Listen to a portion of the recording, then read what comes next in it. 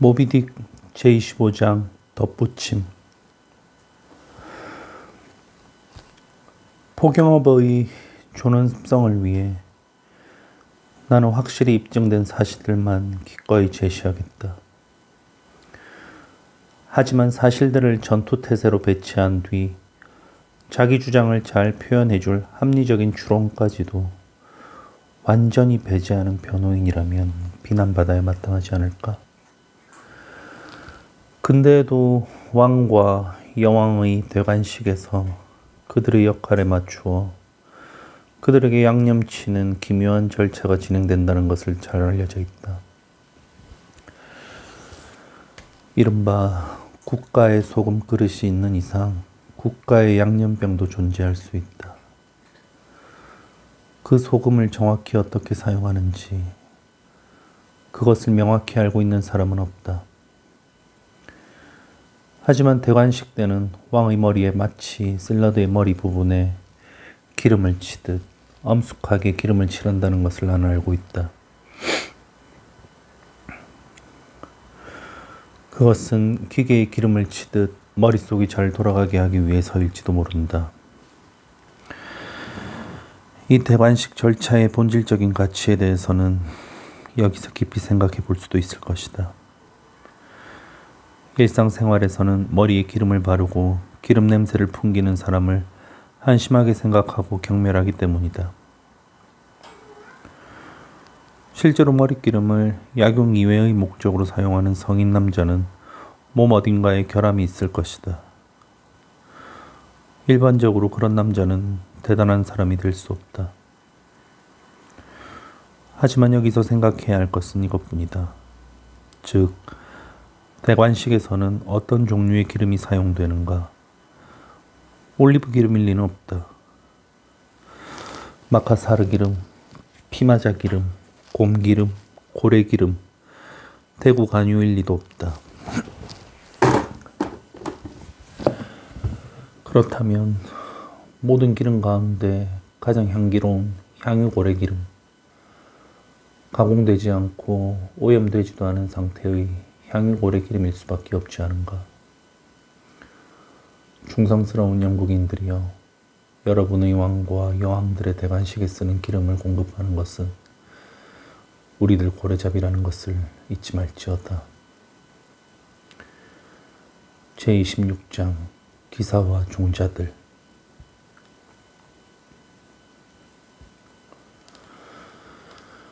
피쿼드호의 1등항에 사는 스타벅이었다. 낸타컷 토박이의 대대로 케이커교도 집안이었다. 큰 키에 성실한 사람이었고 얼어붙을 듯이 추운 지방의 해안에서 태어났지만 근육이 2번이나 구운 비스킷처럼 단단해서 열대지방에서도 견딜 수 있는 체격으로 보였다. 그의 싱싱한 피는 서인도 제도에 가져가도 병에 든 맥주처럼 상하지 않을 것이다. 그는 심한 가뭄과 기근이 일어난 시대 또는 그가 태어난 매사추세츠주를 유명하게 만든 금식일에 태어난 게 분명하다.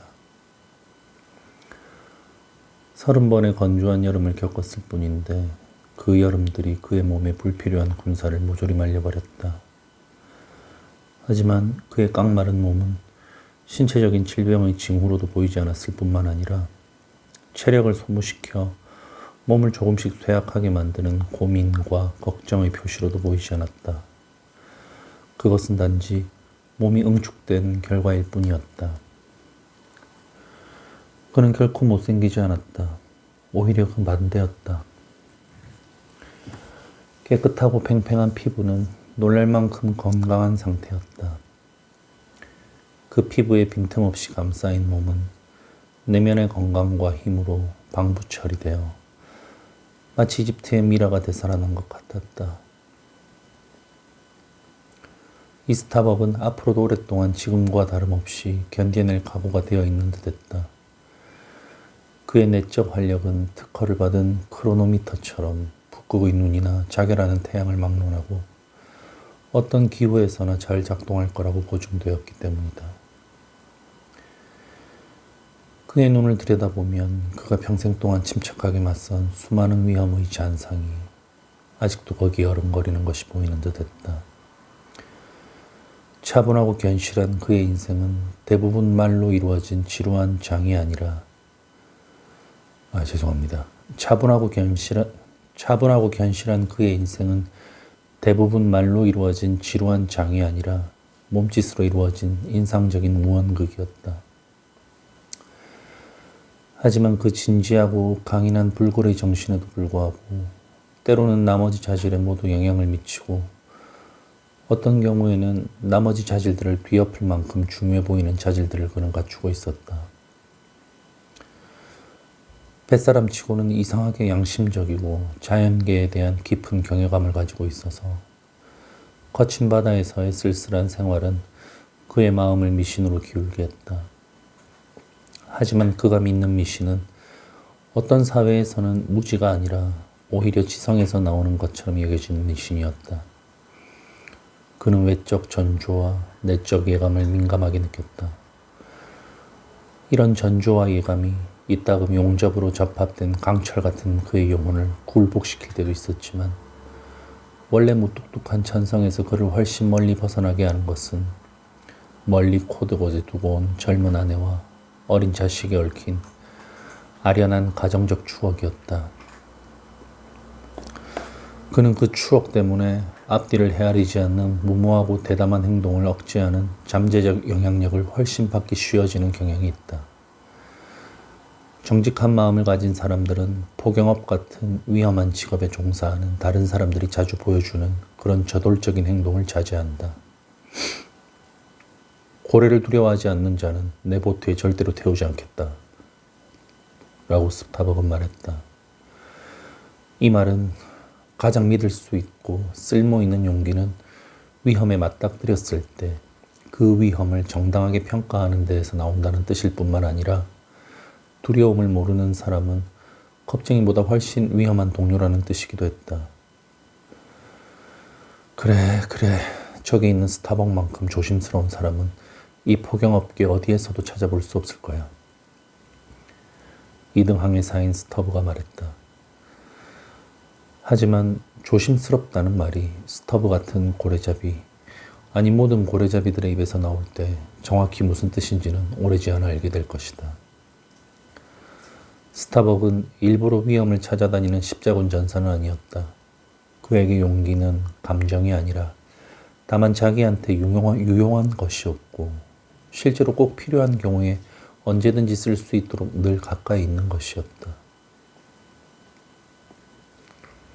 게다가 그는 이 포경업에서 용기란 쇠고기나 빵처럼 반드시 배에 갖추어야 하고 어리석게 낭비하면 안 되는 주요 품목 가운데 하나라고 생각했다. 그래서 해가 진 뒤에 고래를 잡기 위해 보트를 내리거나 너무 고집스럽게 저항하는 고래를 고집스럽게 공격하는 것을 좋아하지 않았다. 이 위험한 바다에 나온 것은 자신의 생계를 위해 고래를 잡으러 온 것이지 고래의 생계를 위해 고래한테 죽으러 온 것은 아니라고 생각했기 때문이다. 그렇게 목숨을 잃은 사람이 수백 명이나 된다는 것도 스타벅은 잘 알고 있었다. 그 자신의 아버지는 어떻게 죽었는가? 바닷물을 심해 어디에서 갈기갈기 찢긴 형의 팔다리를 찾을 수 있을 것인가?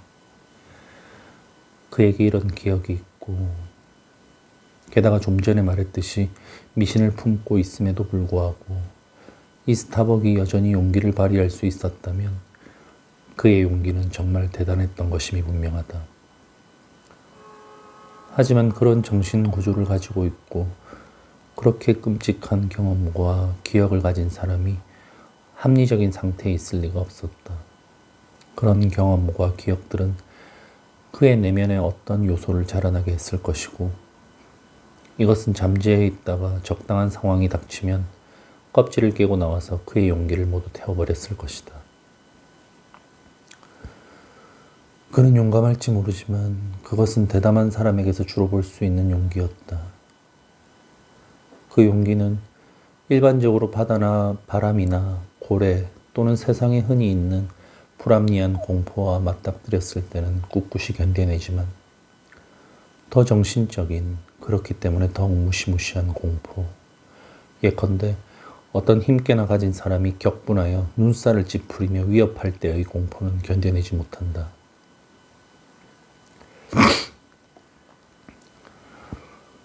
하지만 앞으로 나올 이야기 속에서 저 가여운 스타벅의 꿋꿋한 태도가 완전히 실추된다 해도 나는 거기에 대해 쓸마음이 나지 않을 것이다.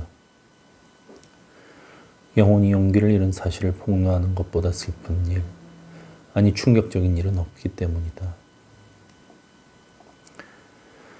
인간 세상은 주식회사나 국가처럼 혐오스러운 것인지도 모른다.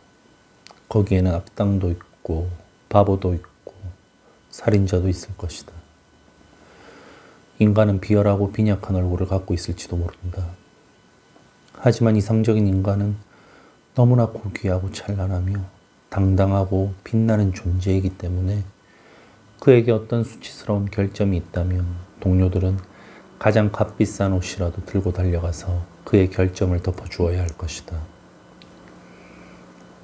우리들 자신 속에서 느끼는 그 때묻지 않은 남성다움, 그것은 우리 안에 깊이 숨어 있기 때문에 외적 특성이 모두 사라진 것처럼 보여도 그것은 원래대로 고스란히 남아있다. 용기를 잃은 인간의 적나라한 모습을 보게 되면 비통한 마음에 피를 토하는 느낌이 든다. 그런 수치스러운 광경을 보면 아무리 독실한 믿음을 가진 사람도 그런 것을 허락한 운명을 원망하지 않을 수 없다. 하지만 여기서 내가 말하고 있는 당당한 위엄은 왕과 예복의 위엄이 아니라 예복이 없어도 드러나는 세상에 널려있는 위엄이다. 여러분은 곡괭이를 휘두르거나 못을 박는 사람들의 팔뚝에서 그것이 빛나는 것을 볼 수 있을 것이다.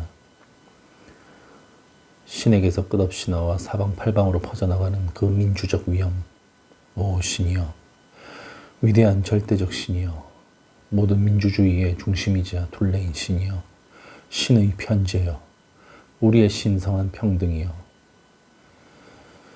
그렇다면 앞으로 내가 가장 비열한 선원과 배교자와 세상에서 버림받은 사람들한테서도 어둡지만 고상한 자질을 발견한다 해도, 비극적인 우아함으로 그들을 둘러싼다 해도 그 모든 사람 중에서도 가장 슬픔에 잠겨 있고 어쩌면 가장 타락한 사람까지도 이따금 높은 산 위로 자신을 끌어올린다 해도, 그 노동자의 팔이 영묘한 천상의 빛을 띠게 한다 해도, 내가 그의 불길한 석양 위로 무지개를 펼쳐놓는다 해도, 인간애라는 고귀한 망토를 펼쳐서 나 같은 사람을 모두 감싸준 정의로운 평등의 정신이여, 세상의 온갖 비난으로부터 나를 지켜주소서. 그것을 견디게 해주소서. 민중의 수호자인 위대한 신이여, 당신은 얼굴이 까무잡잡한 죄수 버니언에게 시의 하얀 진주를 마다하지 않으셨고, 늙은 세르반테스의 동각나고 가난한 팔을 이중으로 두드려 편 최고급 금박으로 덮여주셨으며, 앤드루 잭슨을 자갈밭 속에서 건져 올려 군마에 태우고 옥좌보다 더 높은 지위에 올려놓으셨나이다. 지상을 힘차게 행진하면서 왕처럼 당당한 평민들 중에서 가장 빼어난 당신의 챔피언을 선발하는 신이여, 오 신이여, 나를 지켜주소서.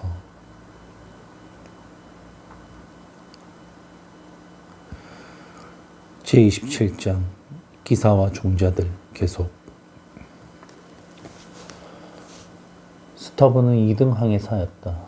그는 코드곳 출신이었고 그래서 현지의 관습에 따라 코드곳 사람이라고 불렀다. 그는 낙천적이었고 겁쟁이도 아니지만 용감하지도 않았다. 위험이 닥쳐오면 무심한 태도로 받아들이고 고래를 추적하는 절체절명의 위기 속에서도 1년 계약한 품팔이 소목장이처럼 조용히 그리고 침착하게 일했다.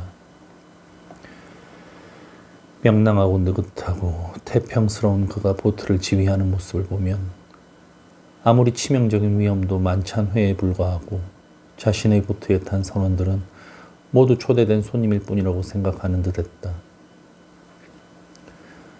나이든 역마차 마부가 자신의 좌석을 편안하게 꾸미는 데 까다롭듯이 그는 보트에 자기 자리를 쾌적하게 정비하는 데 까다로웠다. 고래에 접근하여 사투를 벌일 때에는 땜장이가 휘파람을 불면서 망치를 휘두르듯 무자비한 작사를 냉정하고 거침없이 다루었다. 분노에 날뛰는 괴물과 옆구리를 맞대고 있을 때에도 그는 좋아하는 옛 노래를 흥얼거리곤 했다. 오랫동안 익숙해졌기 때문에 스터브에게는 죽음의 아가리마저도 편안한 의자로 바뀌어 있었다. 그가 죽음 자체를 어떻게 생각했는지는 알 수 없다. 아니, 죽음을 생각해 본 적이 있는지도 의문이다.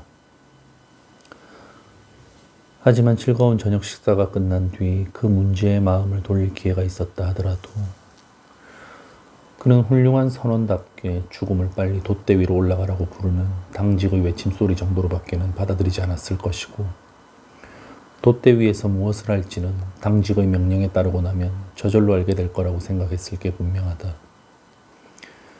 다른 이유도 있겠지만 스터브를 그렇게 태평하고 두려움을 모르는 사람으로 만들어 죽은 것, 짐을 잔뜩 짊어지고 땅만 내려다보며 돌아다니는 심각한 행상인으로 가득 찬 세상에서 인생의 무거운 짐을 지고도 그처럼 경쾌하게 걸어다니는 사람으로 만들어 준 것. 그가 거의 불경스러울 만큼 명랑한 기분을 갖는데 이바지한 것은 그의 담배 파이프였던 게 분명하다. 짧고 검고 작은 파이프는 그의 코와 마찬가지로 그의 얼굴의 일부가 되어 있었기 때문이다. 그가 침대에서 파이프를 물지 않고 나오기를 기대하는 것은 코가 없이 침대에서 나오기를 기대하는 거나 마찬가지였다. 그의 침대 머리맡에는 손만 뻗으면 닿을 수 있는 곳에 파이프 거리가 있었고 거기에는 언제나 담배를 재놓은 파이프들이 가지런히 걸려 있었다. 그리고 잠자리에 들 때마다 그 파이프들을 차례로 연달아 피웠다. 하나를 다 피우면 그 담뱃불을 옆에 걸린 파이프에 옮겨 붙었다. 그렇게 해서 준비해둔 파이프를 다 피우면 모든 파이프에 담배를 다시 재놓았다. 옷을 입을 때에도 그가 맨 먼저 하는 일은 바짓가랑이에 다리를 꿰는 것이 아니라 입에 파이프를 무는 것이었다.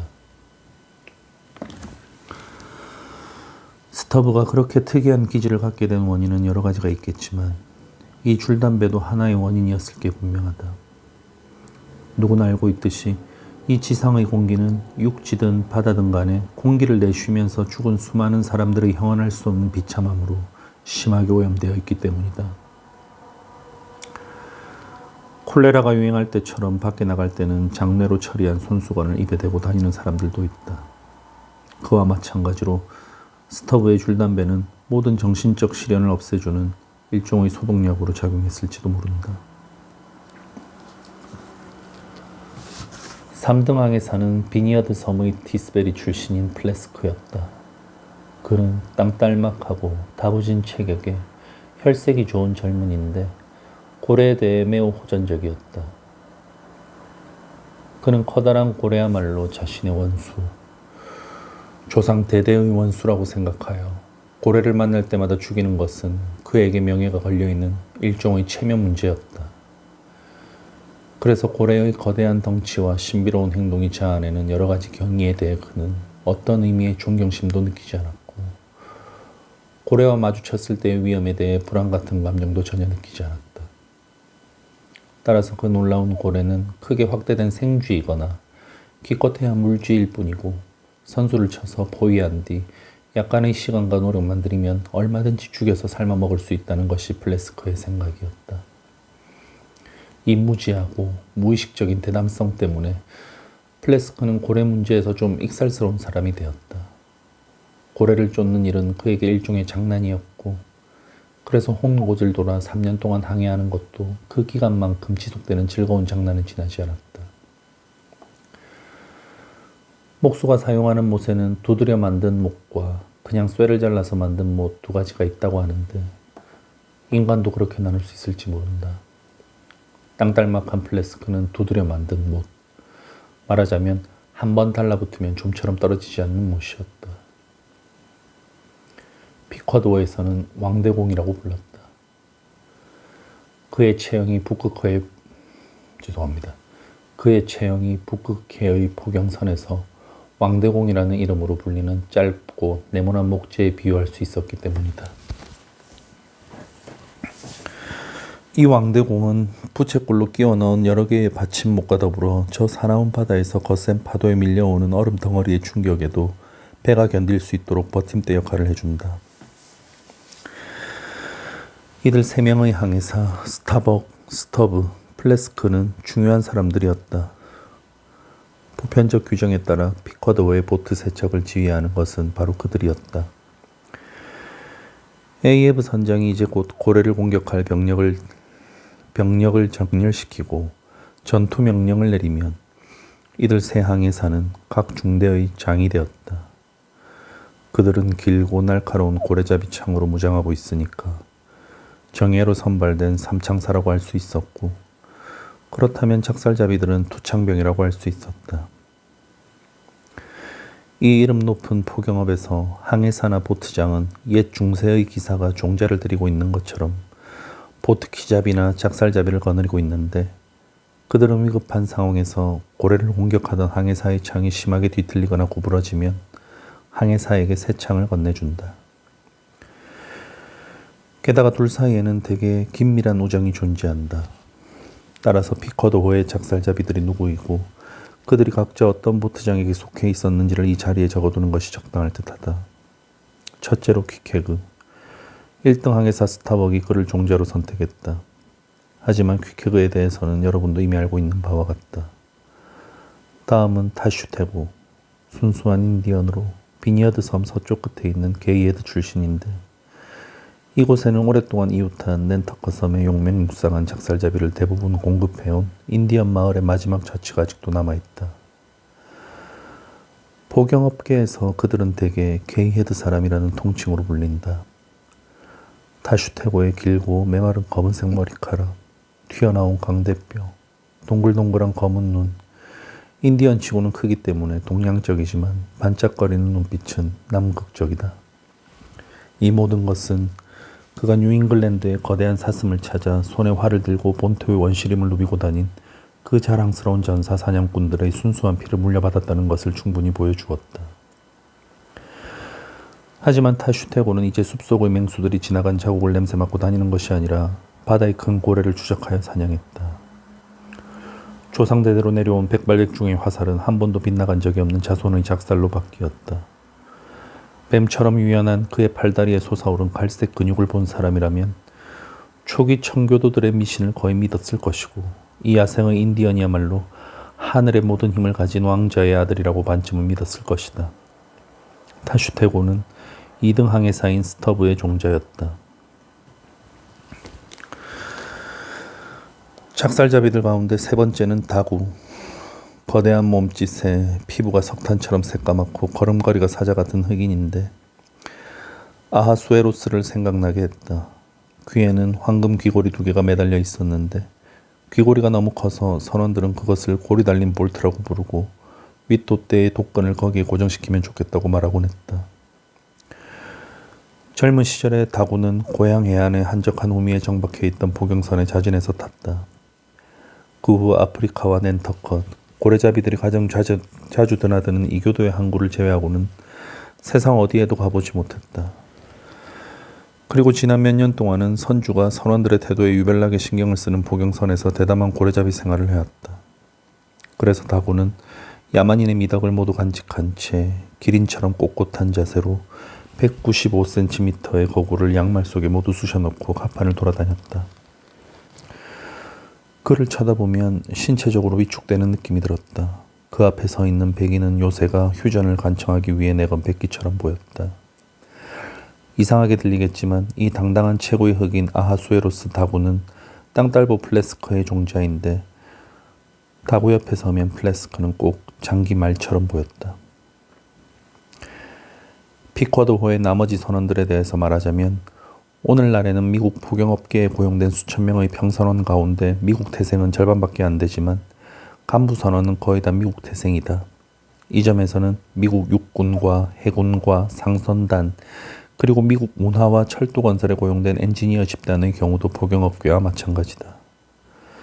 그 모든 경우에 미국인은 기꺼이 두뇌를 제공하고 세계의 나머지 지역에서는 인심 좋게 근육을 공급하기 때문이다. 이 고래잡이 선원들 가운데 적지 않은 수가 아조레스 제도 출신인데 낸터컷에서 출항하는 포경선은 아조레스의 바위 투성이 해안에서 농사를 짓는 강인한 농부들을 선원으로 고용하기 위해 자주 그곳에 들른다. 그와 마찬가지로 헐이나 런던에서 출항하는 그린란드행 포경선들은 셰틀랜드 제도에 들러 선원을 보충하고 귀향하는 길에 다시 그곳에 들러 선원들을 내려준다. 이유는 알 수 없지만 섬에서 태어나 자란 사람들은 최고의 고래잡이가 되는 모양이다. 피커드호의 경우도 최고의 고래잡이들은 거의 다 섬 출신이고 게다가 섬처럼 고립된 외톨이들이다. 그들은 인류 공통의 대륙 따위는 인정하지 않고 각자 자신만의 대륙에 따로 떨어져 사는 외톨이였다. 하지만 지금은 하나의 용고를 중심으로 연합한 이 외톨이들이 얼마나 대단한 문을 이루었는가. 바다에 떠있는 모든 섬과 육지의 모든 구석에서 온 아나카르시스 클로츠의 대표자들이 피쿼드호를 타고 에이헤브 선장과 함께 지금까지 살아 돌아온 사람이 거의 없는 법정에 나아가 이 세상에 대해 불만을 털어놓으려고 한다. 검둥이 꼬마 핍, 그는 끝내 돌아오지 않았다.